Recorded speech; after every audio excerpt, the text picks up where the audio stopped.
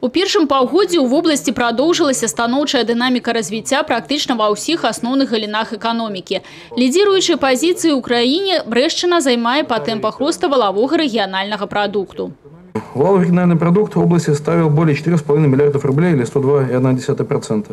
По сравнению с первым кварталом текущего года темп прироста на 0,8% пункта. Прирост по сравнению с соответствующим периодом обеспечен за счет роста добавленной стоимости во всех отраслях реального сектора экономики.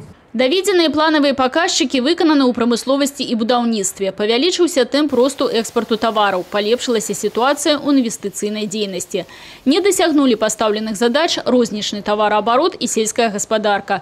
У апошнім прырост аб'ёмаў дала жывёлагадоўля, а вось раслінаводства, як кажуць, падкачала. В растениеводстве недополучено 13% валовой продукции к уровню 2016 года, что обусловлено недобором кормов и трав первого коса при причине неблагоприятных погодных условий.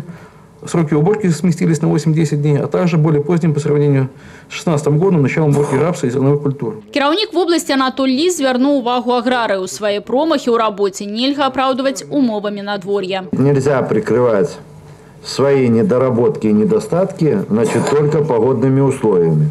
Кроме этого, есть много факторов, которые в этом году более благоприятны, чем в прошлом. Поэтому надо разворачиваться. Да, конечно, такие ливни и грозы с градом, они не способствуют, сохранности во многих случаях того, что выращено. Но при высокой организованности мы можем компенсировать, эти недостатки.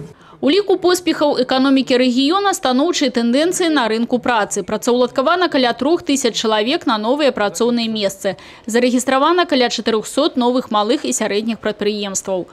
На 9% у параўнанні з адпаведным перыядам мінулага года павялічылася сярэднемесячная заработная плата. Яна склала 645 рублёў. Кіраўнік вобласці такі рост лічыць недастатковым. Для выполнения задания по росту заработной платы достигнутые показатели должны быть более высокими, чем мы получили за январь-июнь 2017 года.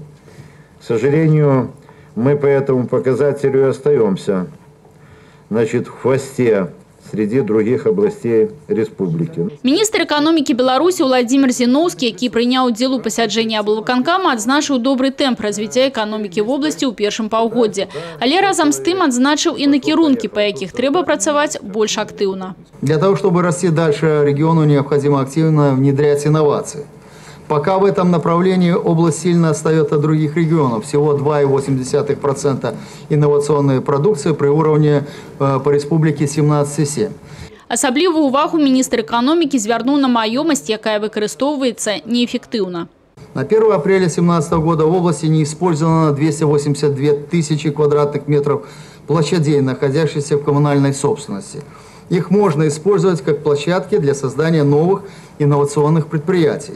Совместно с министерствами посмотрите использование площадей предприятия республиканского подчинения, ликвидируемых предприятий. Определите, что можно предложить малому и среднему бизнесу под создание новых предприятий и производств. Старшыня аблвыканкама Анатоль Лис заклікаў кіраўнікоў района больш эффектыўна працаваць у гэтым накірунку. Надо работать и создание логистических центров, создание других предприятий, в том числе и инновационной направленности, прежде всего в свободной экономической зоне. У нас есть хорошие предприятия, хорошие инвесторы, надо их расширять, то, что имеем, с ними работать активно, и, естественно, искать новых. Асобную увагу удзельнікі пасяджэння засяродзілі на напаўняльнасці бюджэта рэгіёна. У першым паўгоддзі даходы ў яго склалі 930 мільёнаў рублёў, ці 46% ад гадавога плана. Людмила Салзина, Юрий Плинда, телерадиокомпания «Брест».